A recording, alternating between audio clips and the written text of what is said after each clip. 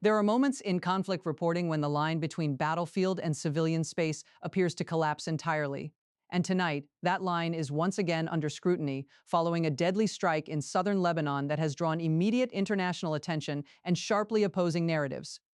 According to multiple verified reports, 3 Lebanese journalists were killed in an Israeli airstrike that struck a clearly marked press vehicle on the Jezzine Road. The incident occurred amid already heightened tensions along the Israel-Lebanon border, as the broader regional conflict continues to expand. The victims have been identified as Fatima Touni and her colleague and brother Mohammed Touni, both affiliated with Al-Mayadeen, along with Ali Shuaib, a veteran correspondent for Al-Manar. Their organizations have confirmed the deaths. Additional journalists were reportedly wounded in the same strike, and one paramedic was also killed after emergency responders arrived at the scene. Local reporting indicates that the vehicle was struck by multiple precision-guided missiles. The car was visibly marked as belonging to the press, a detail that has intensified scrutiny over the circumstances of the attack. The Israeli military has acknowledged carrying out the strike, but has provided a sharply different account of the target. Israeli officials claim that Ali Shuaib was not operating solely as a journalist, but was embedded within a Hezbollah intelligence unit.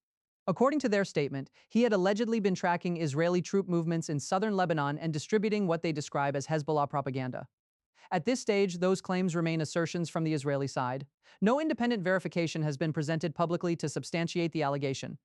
Both Al-Manar and Al-Mayadeen have firmly rejected that characterization, maintaining that the individuals killed were working journalists performing their professional duties.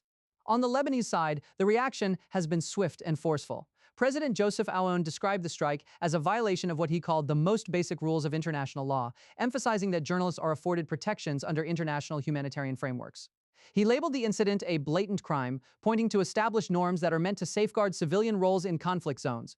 Prime Minister Nawaf Salam echoed that condemnation, calling the attack a flagrant violation of international humanitarian law. These statements reflect a broader concern within Lebanon's leadership that the conflict is increasingly eroding protections for non-combatants, including members of the press. On the ground, journalists in southern Lebanon are continuing their work under increasingly difficult conditions. Reports from the region indicate that media personnel remain present despite the risks, underscoring both the necessity and the vulnerability of independent reporting in active conflict zones. This incident does not occur in isolation. It comes as tensions between Israel and Hezbollah continue to escalate, with cross-border exchanges becoming more frequent. At the same time, the wider regional conflict involving Iran and allied groups has added layers of complexity and volatility to an already fragile situation. From a strategic standpoint, the competing narratives around this strike highlight a recurring pattern in modern conflicts: disputes over the status of individuals targeted in military operations. Israel has, in multiple cases, argued that certain individuals identified as journalists were in fact affiliated with armed groups. Critics, however, have raised concerns about the lack of publicly verifiable evidence in such claims and about the broader implications for press freedom and civilian protection. The legal and diplomatic implications of this event are significant. International humanitarian law is clear in its principle that journalists as civilians are protected unless they take a direct part in hostilities. Determining whether that threshold has been crossed is often contested and, in many cases, unresolved. Globally, incidents like this tend to amplify calls for independent investigations, particularly when there is a discrepancy between official military statements and on-the-ground reporting. They also raise broader questions about accountability, transparency, and the evolving risks faced by journalists in conflict zones.